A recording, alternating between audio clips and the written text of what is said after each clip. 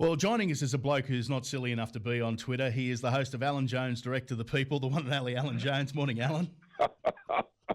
That's a beauty, isn't it? Turn on all the taps. Where does she think the water goes then?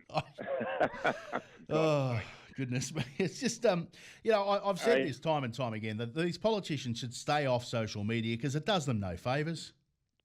Well, it doesn't seem to matter whether they're on social media or whether they're in the parliament or out of it. Now, you will recall, and your listeners will recall, that during the coronavirus, they gave everyone, even the bloke on $150 a week, got $750 for everyone a day. Mm. Here are whole cities and towns completely underwater, and the best we can do is to say that every adult will get $1,000 and every child will get $400.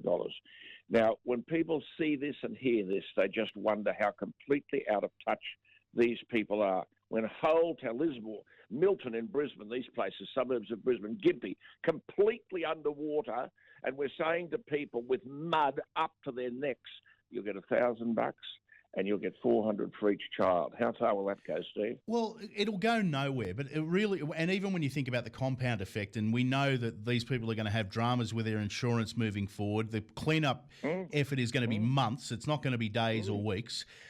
Oh, yes. Yeah, it's so tokenistic.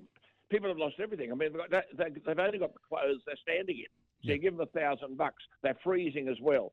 So where do they go and buy a coat, a dress, a pair of pants, a pair of shoes for $1,000 and $400?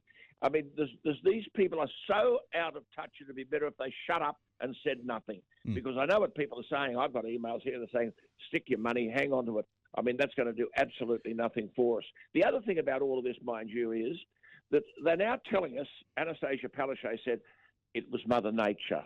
We didn't really know it was going to be like this. How could you predict the storm bomb, which overtook Gympie and overtook Toowoomba and Grantham and the suburbs of Milton and now is in Western Sydney and Lismore?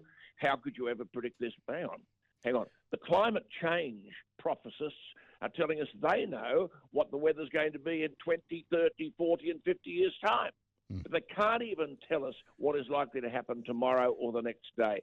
How many of these people are going to be exposed for the dunderheads that they are, and the public are being led by the nose? Well, the flip side of that, Alan, and I made this comment to Gary Hardgrave when I spoke to him on Tuesday, is that we keep talking about this being unprecedented. How many times does it have to happen before it's not unprecedented? This is just part of the natural... There was a flood. Yeah.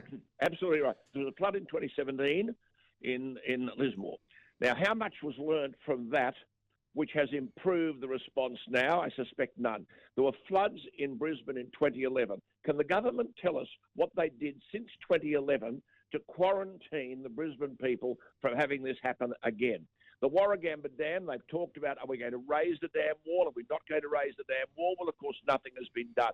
So now we've got the same problems repeating themselves over and over again, and yet we've spent billions and billions of dollars on politicians at every level, federal, state and local government, and the response from them to this sort of crisis has achieved nothing as it arrives again now.